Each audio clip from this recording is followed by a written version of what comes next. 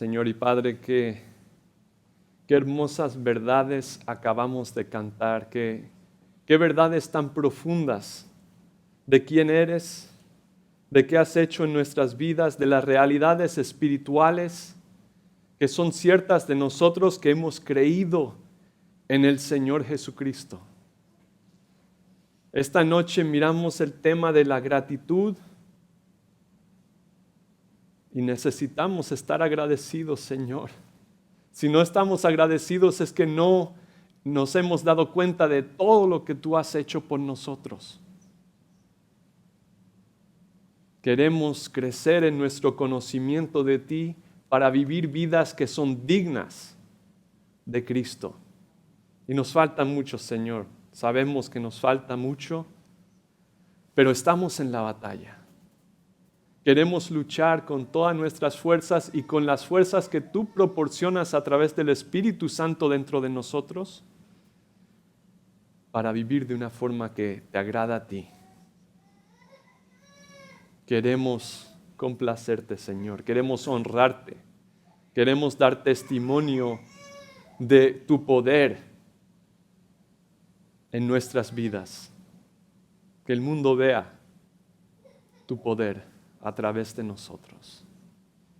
Y necesitamos de ti. Necesitamos de ti, Señor.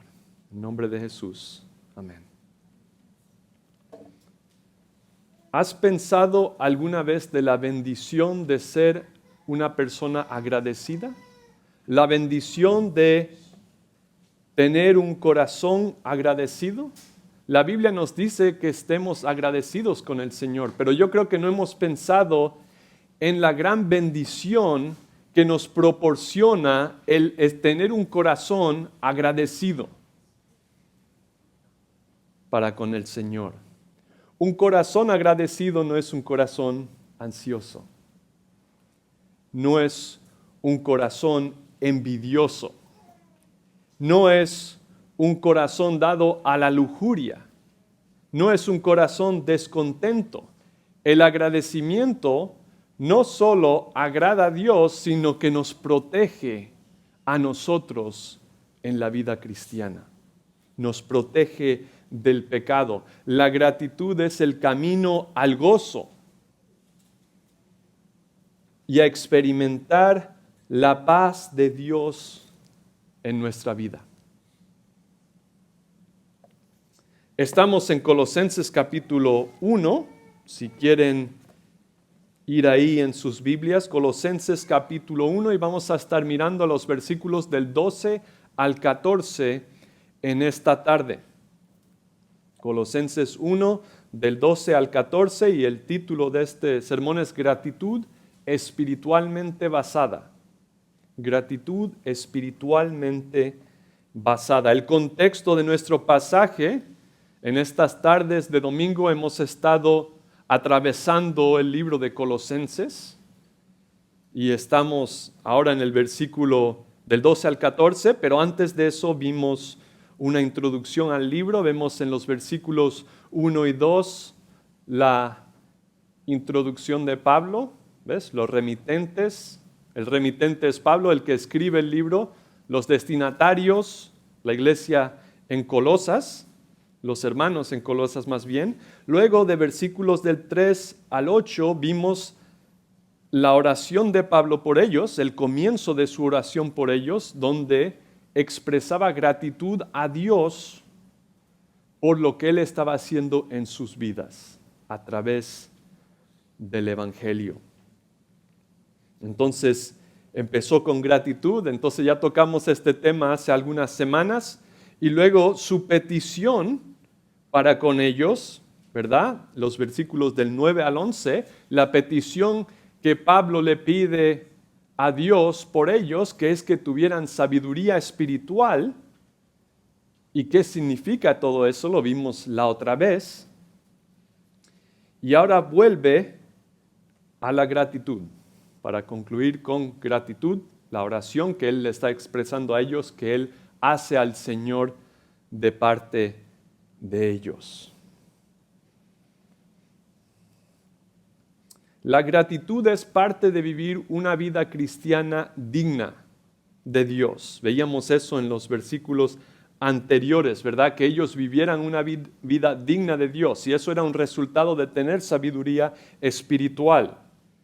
La gratitud es parte de esto. Es parte de vivir una vida que es digna de Dios. Y vemos en Romanos capítulo 1,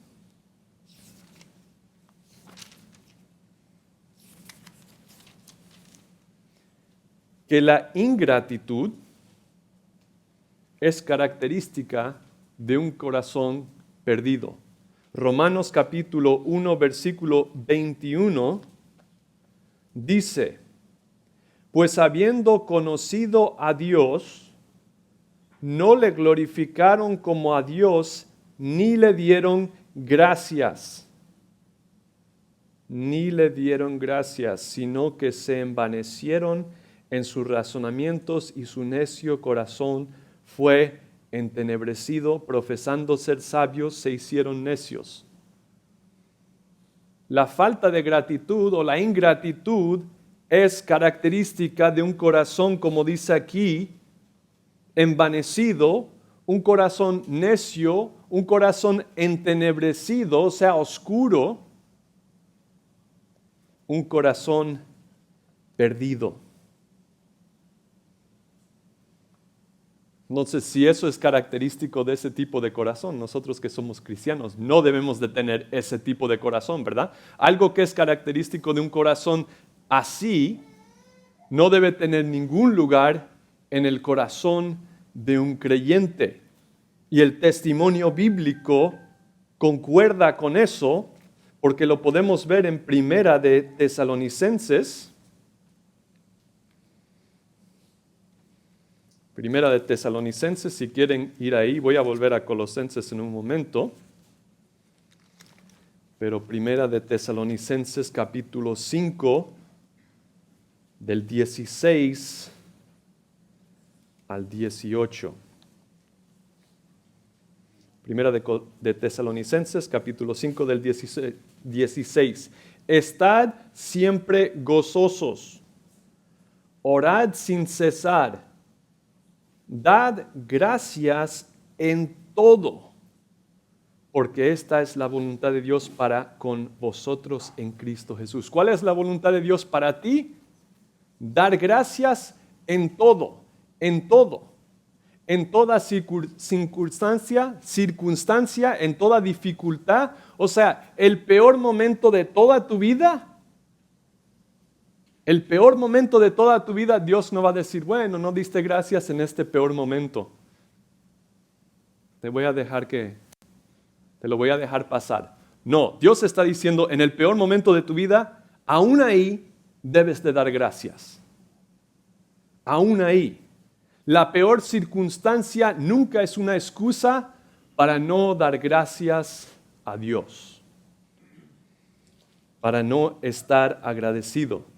Ahora, si nuestros ojos estuvieran puestos en todo momento en Cristo y todo lo que tenemos en Él, ¿piensas que si nuestros ojos están puestos en Cristo vamos a tener un corazón no agradecido? Nunca.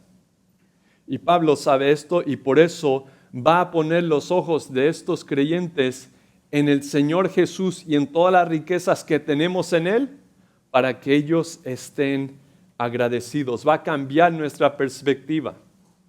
Nuestro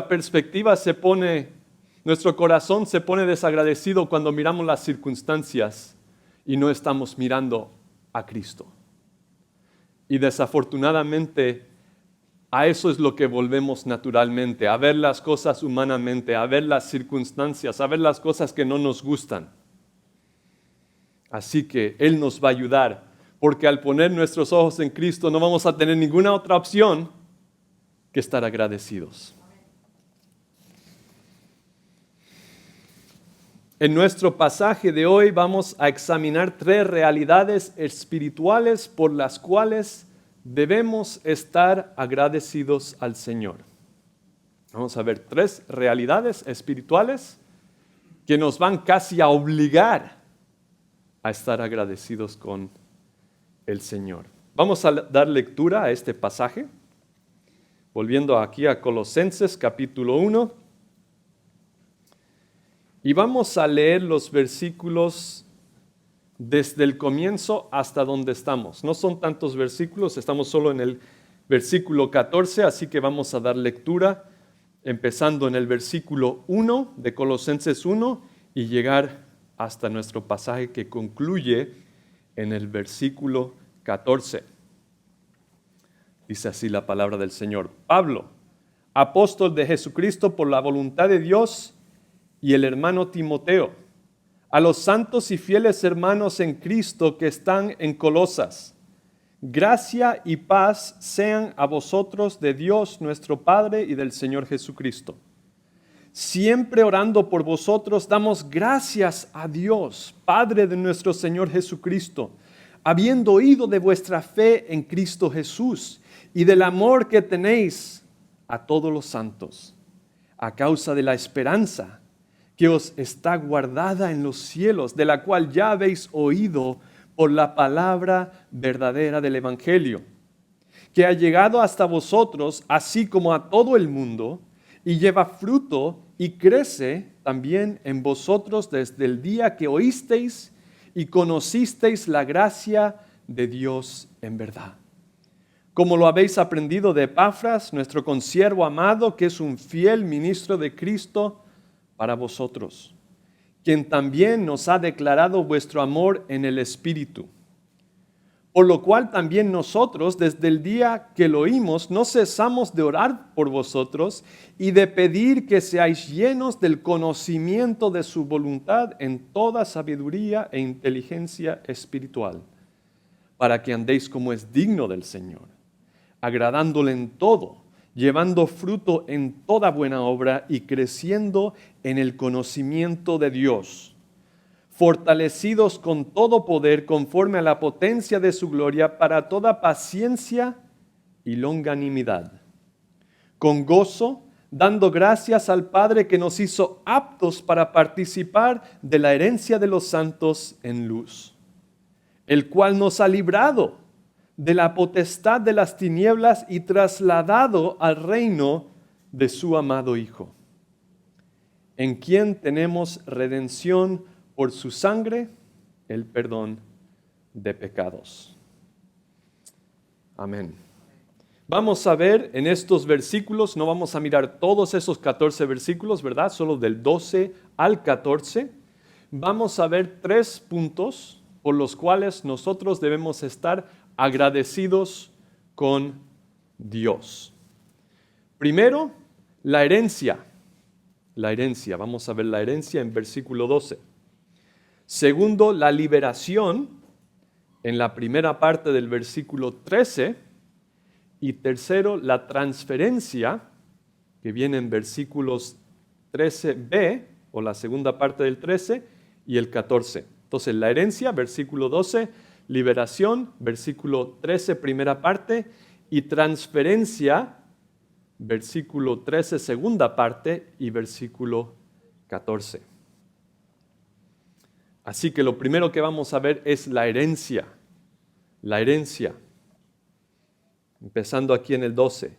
Y como dije la última vez, la primera parte del versículo 12 dice con gozo, y eso lo vimos como parte del versículo previo, porque dependiendo de cómo traduces este versículo, la palabra va a acabar en el versículo 11 o en el 12, y ya lo vimos en el previo texto. Entonces esa parte la vamos a saltar, pero dice, dando gracias al Padre. Todo lo que vamos a ver en este pasaje viene de Dios. No es nuestra propia obra, no es algo que nosotros buscamos, es algo que Dios nos da. Todo esto viene de un cambio de relación. Dice que Dios, el Padre, Dios es nuestro Padre ahora, como creyentes. Y eso es muy importante ahora que estamos mirando la herencia, ¿verdad? ¿De quién recibes herencia normalmente? De tus padres. Entonces, esto es muy importante. Viene del cambio de relación que tenemos con Dios. Antes éramos hijos de ira, enemigos de Dios, bajo su condenación, y ahora somos sus hijos. Somos parte de una raza rebelde, ¿verdad? Entonces quiero que imaginen un reino medieval con un castillo, ¿verdad? Hay un reino, el reino tiene X tierras, tiene un límite de tierras, y todos los que viven dentro de ese reino son súbditos del rey. Pero imagínense que un grupo o una porción, una zona de este reino dice, ya no somos súbditos del rey, no vamos a pagar ningún tributo ni participar en nada, vamos a ser independientes. Están en rebelión contra el rey, ¿verdad? Están en sus tierras, pero están en rebelión contra él. Entonces los niños que nacen dentro de ese grupo ya nacen en rebelión contra el rey. Y luego viven vidas de rebelión. Entonces son culpables porque son rebeldes contra el rey y porque nacieron como parte. Esa era parte de lo que ellos hacían, ¿verdad? Y esa es nuestra condición. Efesios 4 nos habla de nuestra condición antes de venir a Cristo. Voy a leerlo, no tienen que ir ahí si no quieren, solo vamos a estar ahí un momento. Pero Efesios 4, 17 y 18. Esto pues digo y requiero en el Señor que ya no andéis como los otros gentiles que andan en la vanidad de su mente, teniendo el entendimiento entenebrecido, ajenos de la vida de Dios por la ignorancia que en ellos hay, por la dureza de su corazón.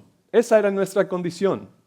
Éramos enemigos de Dios, un entendimiento entenebrecido, oscurecido, ajenos de Él, ajenos de su vida y duros de corazón. Pero ahora somos hijos de Dios, ¿verdad? Y uno piensa en adopción, hemos sido adoptados. Imagínate un niño huérfano, pobre, que no tiene nada en la calle. Y alguien lo encuentra, alguien dice, yo quiero adoptar a ese niño. Imagínate que alguien con mucha riqueza decide adoptar a ese joven o a esa joven, ¿verdad? Y cuando se firma un papel, en un momento, ellos van de no tener nada ahora ser parte de algo muy grande, ahora tener acceso a muchas riquezas, a una herencia. Esa es nuestra condición. Y siguiendo el texto, dice, dando gracias al Padre que nos hizo aptos. Él nos ha hecho aptos. No hemos hecho algo nosotros, Él nos ha hecho aptos. Nos ha autorizado, nos ha calificado para recibir esta herencia. ¿Y para qué nos ha hecho aptos? Dice el versículo, para participar de la herencia de los santos en luz, de participar de la herencia, participar. O podríamos decir, la palabra en griego tiene más que ver con compartir, porque es una herencia que tenemos una porción para nosotros, pero estamos compartiendo la herencia con muchos otros que han creído en el Señor Jesús. Entonces esta palabra habla de unidad y aún así asignación individual. Tenemos una porción de esta herencia. Y somos coherederos con Cristo. Piensa en eso, somos coherederos con Cristo, coherederos. La herencia le correspondía ¿a quién? A Él, es suyo. Somos coherederos con Él. Pero ¿en qué consiste esta herencia? En Mateo vemos parte de esto. Voy a ir a varios textos, no tienen que ir conmigo. Si no quieren, voy a ir rápidamente. Mateo 19.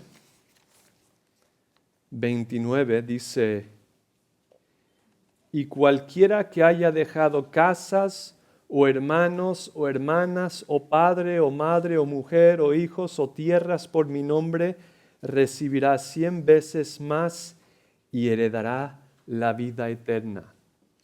Nosotros vivimos en un país que gracias a Dios hay libertad, pero sabemos que muchos hermanos están pagando un alto precio por seguir a Cristo y están perdiendo casas y familia. Su familia los está abandonando, los está desheredando, ¿verdad? Porciones que a ellos le correspondían antes por seguir a Cristo están fuera de eso. Están perdiendo tierras, están perdiendo amistades. Y Él dice, todo lo que tú pierdas en la tierra lo vas a tener 100 veces más. Dios no es deudor de nadie. Tú no puedes hacerle un favor a Dios que Él no te pueda recompensar. Él no es deudor de nadie. Él siempre va a recompensar a los suyos mucho más. Cualquier cosa que nosotros perdamos en esta tierra por seguir a Cristo no es nada comparado con lo que Él tiene para nosotros en el cielo. Y dice, recibirá 100 veces más y heredará la vida eterna. Entonces, parte de esta herencia es vida eterna. Vida eterna no es seguir existiendo en la eternidad. Toda alma creada, todo ser humano va a seguir existiendo en un lugar o en otro. Vida eterna no solo está hablando de un estado de existir, sino un nivel de existencia, ¿verdad? Vivir es disfrutar de lo que aquí tenemos, pero vivir en el cielo es disfrutar de quién es Dios. Es existir eternamente en un nivel donde no puedes existir a un nivel más alto. Es la calidad excelente, la calidad suprema de existencia para toda la eternidad. Una existencia de plenitud de gozo y experiencia de Dios. Mateo 5:5 dice que los mansos heredarán la tierra. Heredarán la tierra. Hebreos 6:12 dice que vamos a heredar las promesas presentes y futuras. Sí, voy a ir a Hebreos rápidamente para leer ese texto. Me gusta leer los textos y no solo mencionarlos. Hebreos 6:12, a fin de que no os hagáis perezosos, sino imitadores de aquellos que por la fe y la paciencia heredan las promesas. Vamos a heredar las promesas presentes y futuras. Pensando en las futuras, me gusta un texto en Apocalipsis capítulo 21, del 1 al 4, para pensar en qué promesas, qué nos espera, qué es parte de esta herencia. Apocalipsis capítulo 21, primeros 4 versículos dice, vi un cielo nuevo y una tierra nueva, porque el primer cielo y la primera tierra pasaron y el mar ya no existía más. Y yo, Juan, vi la santa ciudad, la nueva Jerusalén, descender del cielo de Dios, dispuesta como una esposa ataviada para su marido. Y oí una gran voz del cielo que decía, he aquí el tabernáculo de Dios con los hombres, y Él morará con ellos, y ellos serán su pueblo, y Dios mismo estará con ellos como su Dios. Y por si eso no fuera suficiente, enjugará a Dios toda lágrima de sus ojos de ellos, y ya no habrá muerte, ni habrá más llanto, ni clamor, ni dolor, porque las primeras cosas pasaron. Todo el dolor, quebranto, dificultad, sufrimiento que experimentamos ahora es consecuencia del pecado nuestro y del pecado de otras personas. Y ahí no va a haber pecado. Ahí no va a existir pecado. Por lo tanto, vamos a vivir en esta condición. Estas son las promesas de Dios, ¿verdad? Y hay muchísimas más. Vamos a ver a nuestro Salvador cara a cara. Esa es otra promesa. Ver a Cristo, mirar a Cristo, ver el rostro del Señor, ver las manos con los agujeros, ver el amor que Él tiene para nosotros ahora personificada, ¿verdad?, en Él. Otra promesa es que Él nunca nos desamparará ni nos dejará. Todo esto es parte de nuestra herencia. Muchísimas más. Podríamos seguir y seguir, pero ya creo que entienden el punto. Y es la herencia de los santos en luz. De los santos significa los apartados, ¿verdad? Los santificados, designados para un propósito, apartados del pecado, apartados para vivir para el Señor, los santos en luz. La luz en la Biblia habla de la pureza, de la verdad. Estos somos nosotros, esa es nuestra herencia, es la herencia de los santos en luz. Hechos 26, 18 dice, para que abra sus ojos, para que se conviertan de las tinieblas a la luz, de la potestad de Satanás a Dios, para que reciban por la fe que es en mí perdón de pecados y herencia entre los santificados. Nuestra herencia. Vamos a recibirla para los que por fe en Cristo han recibido perdón de pecados, que también viene en este texto, y herencia entre los santificados. Así que debemos estar agradecidos para con Dios por la herencia espiritual de la que nos ha hecho parte, pero para que eso fuera cierto, Él tuvo que liberarnos. Y eso lo vemos en el comienzo del versículo 13. Volviendo a Colosenses. Colosenses 1:13, el cual nos ha librado de la potestad de las tinieblas. Una liberación espiritual, ¿verdad? En Hechos 26 lo acabo de leer. Dice, para que se conviertan de las tinieblas a luz, de la potestad de Satanás a Dios. Nos tuvo que rescatar. Él nos ha librado. Nos ha rescatado del peligro. Nos ha salvado la vida, por así decirlo. Nos preserva la vida. Nos preserva de las consecuencias temporales y eternas del pecado. ¿No es cierto? Yo no sé de tu vida, pero yo sé que si el Señor no me hubiera agarrado, yo estaría viviendo una vida con muchas consecuencias de pecado. Yo no creo que estaría felizmente casado y con 4 hijos. Yo creo que estaría viendo una vida muy distinta y lo sé porque veo la gente con quien yo andaba antes y cómo ellos están ahora. Y yo digo, gracias Señor, porque yo estaría aquí, pero no estoy. Tú me has salvado de las consecuencias en esta vida incluso de mi pecado y claro, también en la eternidad, que es aún más importante. Las consecuencias del pecado son eterna perdición. ¿Cuál era nuestra condición previa? Porque dice que nos ha rescatado. ¿Cuál era nuestra condición? Lo vemos en Romanos. Romanos capítulo 6.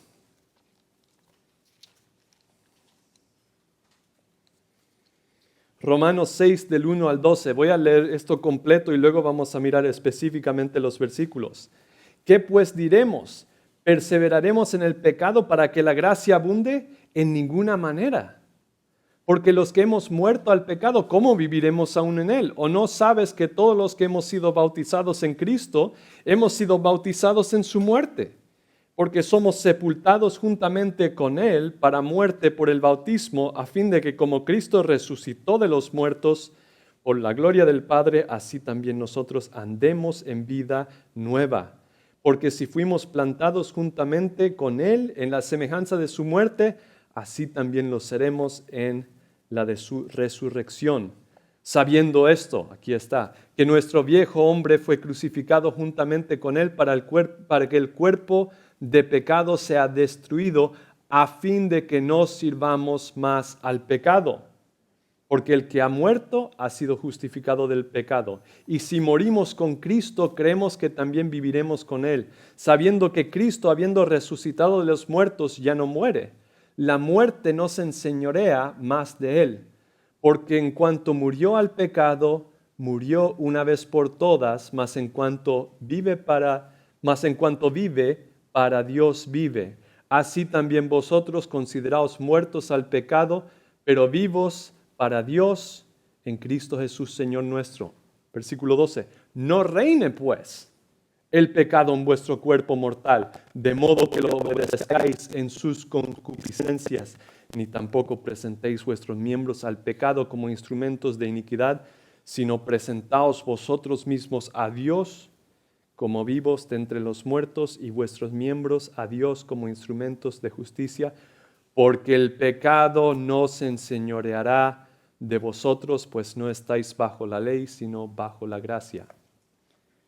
Éramos esclavos del pecado, estábamos bajo el dominio de Satanás. Antes no queríamos hacer el bien, pero no podíamos hacer el bien porque éramos esclavos del pecado. Y este pasaje está diciendo, como creyente tú ya no eres esclavo del pecado, pero puedes voluntariamente ponerte bajo el señorío del pecado y estar otra vez enganchado por el pecado.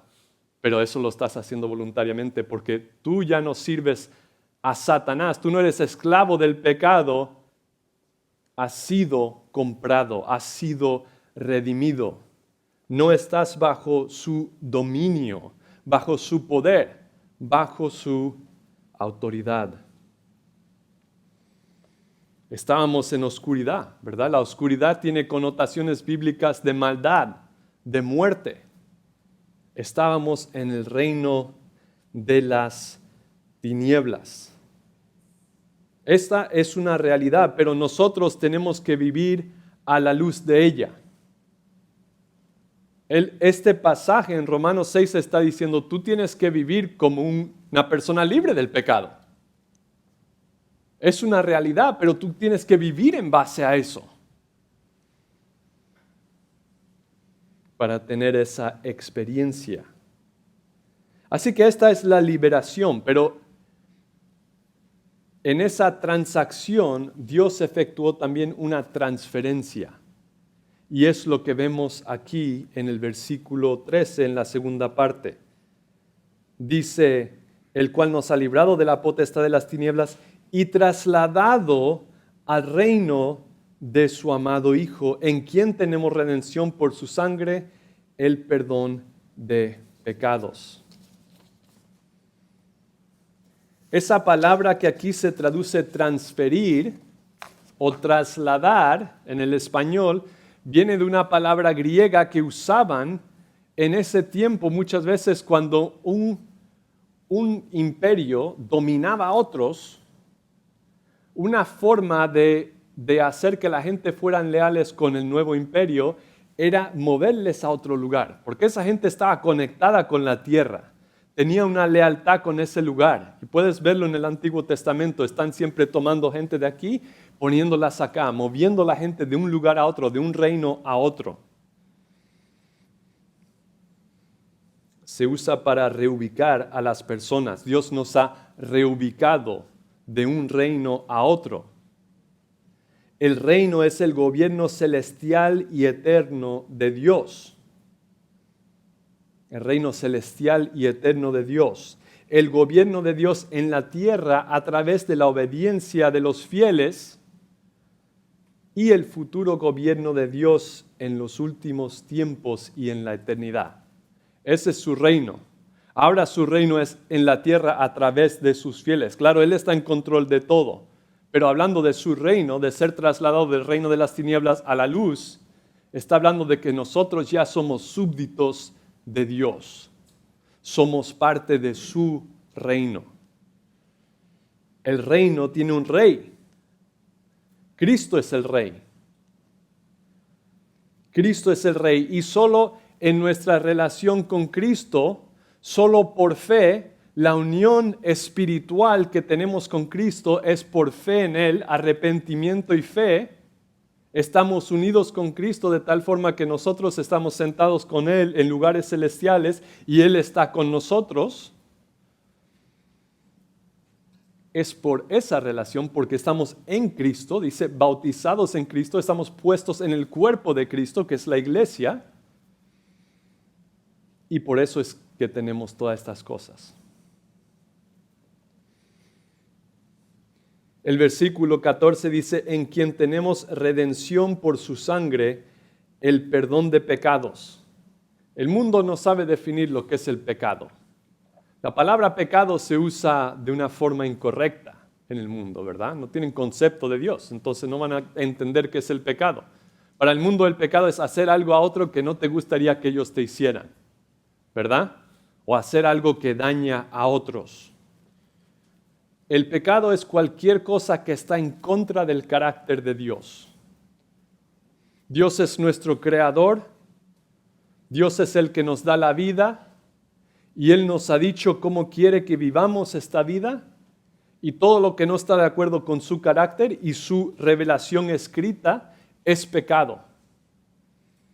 Es pecado. El pecado es algo serio. Imagínate, nosotros pecamos contra Dios con el cuerpo que Él nos dio, con el mismo aliento que Él nos está manteniendo vivos en su mano y estamos pecando en contra de Él. Nuestro pecado es una traición cósmica, porque Dios es el Rey del universo y nosotros estamos diciendo, no, ¿tú quieres que hagamos esto? No, es serio. No tiene nada que ver con dañar a otra gente. Sí, el pecado daña a otra gente, pero la esencia del problema es que es una traición contra Dios. Contra Dios. Entonces, ese es el pecado, una afrenta a nuestro Creador, pero Él nos ha redimido. ¿Qué significa esta palabra, redimir? Significa comprar afuera. Eso no tiene mucho sentido en español, ¿verdad? Pero es como alguien, en estos tiempos había mucha esclavitud, y alguien podría endeudarse y tener que venderse a la esclavitud, y luego podían trabajar y salir también de la esclavitud y tal, pero es comprar a alguien fuera de eso, porque alguien podría llegar y dice, ¿cuánto quieres por esta persona? ¿Cuál es su deuda? Tanto. ¿Pagabas la deuda? Vente. Los sacaban de la esclavitud, comprándolos, ¿verdad? Se refiere a alguien como si fuera un mercado de esclavos y llega alguien y compra la libertad de esa persona. Es la redención. O imagínense en una casa de empeño, ¿verdad? Tú necesitas dinero, tienes una cadena de oro, algo muy bonito, lo llevas a la casa de empeño y ellos te dan un dinero, ¿verdad? Si tú quieres redimir eso, tienes que llevar dinero y dárselo para que te devuelvan tu cadena, ¿verdad? Es un empeño en una deuda. Dios nos vio en el mercado de esclavos del pecado, estábamos esclavos del pecado y Él nos compró, nos sacó de ahí para servirle a Él. Él nos sacó de esa posición. Él nos libró. ¿Pero qué pagó? ¿Qué tuvo que pagar para sacarnos? Él nos creó, éramos suyos, pero a través del pecado acabamos bajo la esclavitud de Satanás. ¿Qué tuvo que pagar Él para redimirnos? La sangre de Jesús. La sangre de Jesús. Fue la obra de Jesús, su vida, que Él tuvo que dar para comprar nuestra redención, para sacarnos de esa situación. Si miras en Colosenses 2, versículo 13, solo volteando la página ahí, 13 y 14,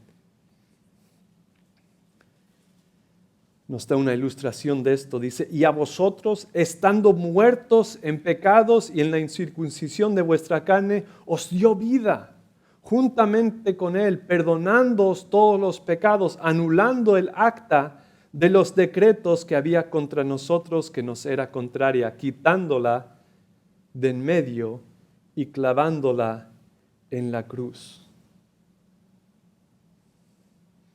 Entonces hablábamos de cómo cuando Jesús estaba en la cruz, había un cartel arriba, ¿verdad?, que decía el crimen de la persona. Y pues él no era un criminal. Entonces pusieron algo ahí, rey de los judíos.